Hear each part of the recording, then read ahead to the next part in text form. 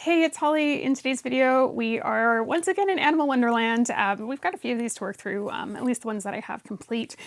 And this one is the 1994 Big G's TREETOPS, also known as Giraffe House. These Animal Wonderland sets, I mean, I keep saying this, they're so weird. They're just like a very weird spin-off of the Polyville series. But they're also kind of fun. If you can just embrace the silliness of them, I think that's really the best way to go about it. This one kind of has like a bit of a haunted house vibe going on though. Like look how warped the fence is and everything. It's quite interesting. So anyway, I can't wait to show you around. Let's get started.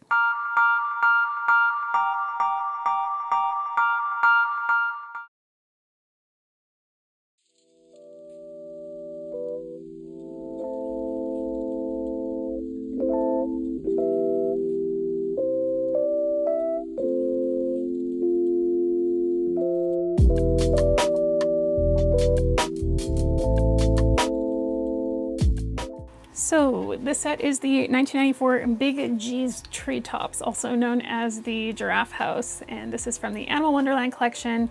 Again, I've had some feelings on these ones and I've been sharing them over the last few weeks while we've explored some of these in the videos. But this one is, like I said, a giraffe house, so the character in this one is a giraffe. These are kind of a spin-off of the Polyville series, so Polyville being the 3D houses that were part of the vintage Polly Pocket era. Polyville, I think, came out in about 93, ran through in some capacity the end, but the majority of the years for Polyville were 93, 94, and 95, with a few stragglers at the end. So these came out in 94, sort of peak Polyville time, almost like a strange spin-off where Polly's in a strange dreamland and she has friends that are anthropomorphic animals, and in this case today it is Ginger Giraffe. So let's just talk about the outside. This one looks almost like a haunted house. So I say that just because the fence is very warped. It looks like you can see like the slats, like they're kind of falling into disrepair. It's really tall, kind of ominous looking house, but some interesting details here. Very almost horseshoe-like doors and windows. There's a lounge chair out front for sunbathing, I would presume, with a table with a book on it, some water, staying hydrated, that's responsible. An upstairs lookout, whatever this little spot is, and well, I'm gonna go ahead and hazard a guess that that's probably a bird nest. We're gonna open this up and check out the inside. So we'll work from top to bottom as per usual, but these sets are quite small compared to some of the other Polyville sets. So upstairs is, again, no toilet, folks, no toilet. The logistics of these sets really upset me. But there's a bed. For some reason, Ginger Giraffe, I guess, needs a lot of neck support, so she's got all of these, they look like pregnancy pillows for her neck. And she has a shower, but no toilet, so question mark. Huge grandfather clock in her room, cushion and a scarf on the ground.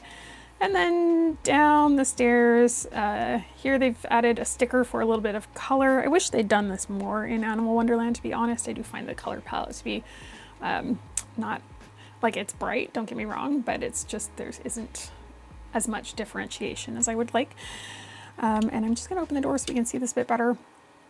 Stairs go down to an eating area where there is a table for two. One of the chairs is extra tall, so that's clearly where Ginger sits.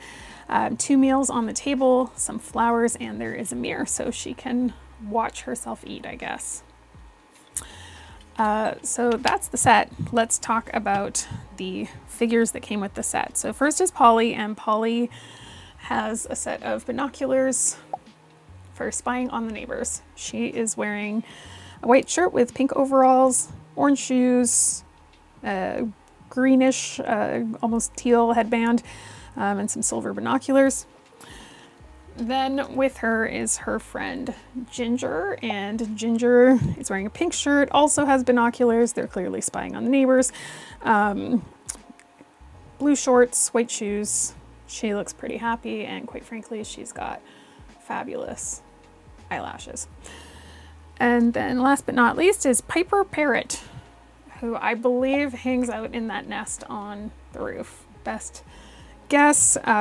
He's in a seated position and he does not move, so he doesn't articulate in any way, which a lot of these like secondary characters in these sets I find don't articulate, but the main one does. So this one, obviously she can bend and move around, but not this one. So I've mentioned this in previous videos, but the additional figures, so the ones that are animals, sometimes they'll be stamped on the bottom. As you can see, this one is not, but Ginger is. So it does say Bluebird Toys on the bottom of this one, or BBT 94. The catch is that with stuff like this, of course, then it makes it harder for people to realize what it's part of. So I can imagine a lot of these probably went missing. But bringing this up because there isn't really anywhere to put the feet. So you can see that there are spots designated for Polly, but nothing to fit these feet. That being said, Piper does have a fun interaction with this set, and I think this is really my favorite part. You can sit in the tree here, and then he's just locked in the tree. Just leave me alone. Cruel world. We don't, just get out of here. Leave me alone. So he can hang out in the tree. He can also hang out upstairs, although that's probably where the girls are spying on their neighbors from. So maybe he hangs out here. So I do love this. I think this is pretty cool. And I'm gonna go ahead and say that that's my favorite part of the set, but we'll talk about that more toward the end of the video. So in terms of Ginger, of course, she fits here. That's meant for her size. She can stand up on the roof, although fall hazard, I don't know, top heavy, don't love that as much. And then she fits here. Curious if she fits under the shower. She doesn't, folks. She doesn't. Her ossicone, as my daughter tells me, fun fact, my daughter loves saying this, these are not called antenna, or antennae, I should say. They are called ossicones. Look it up. Who knew? But her ossicones are hitting the shower head, so she cannot even shower. So is that the toilet? That's the question of the day. Polly doesn't have anywhere to really hang out. She doesn't have a place to sleep. She's just visiting as a friend. She can have a shower though. She absolutely can. So can Piper Parrot. So that's interesting.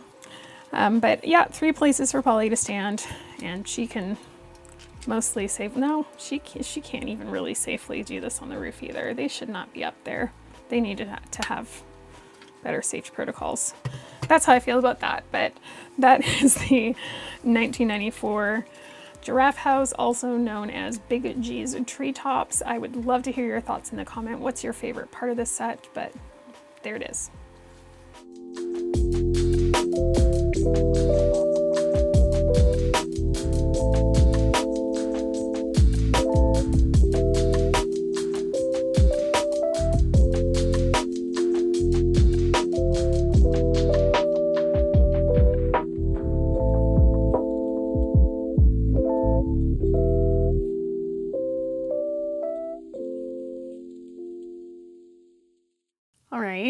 All right.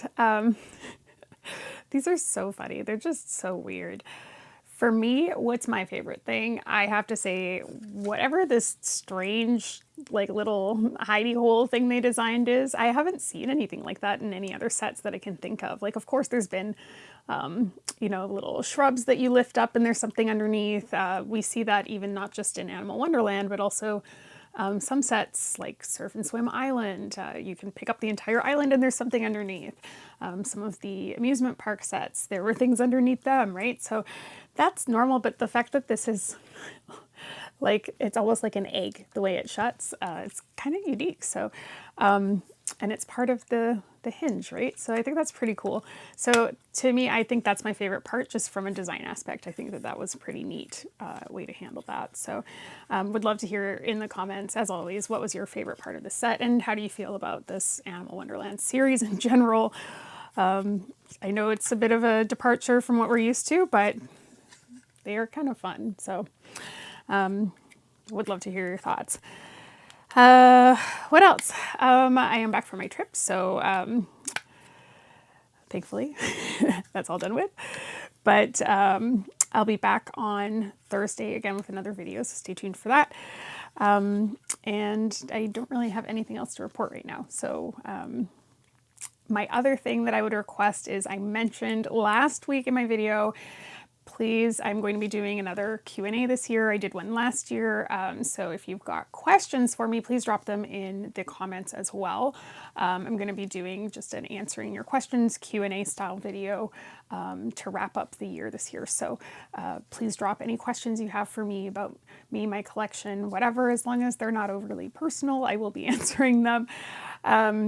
But please drop them in the comments. I'm going to mine those for my Q&A video. So any questions you got, just drop them in the comments for me for my yearly Q&A. If you have not hit the subscribe button yet, please do that. Hitting the subscribe button is free. It's one of the easiest ways to help out the channel. Also, just like the video, leave a comment. All of that stuff really does help the algorithm, whatever YouTube uses to push videos out to people. But also, you know, just leave a comment in general, leave me a question for my Q&A, all of that stuff helps. And if you're on social media, you can find me on social media too. Just look up Pocket Vintage Toys. You'll find me on Facebook, Instagram, TikTok. That's the best place to connect with me outside of YouTube. But that's it for me for today. So as always, thank you so much for watching. I'll see you in the next video.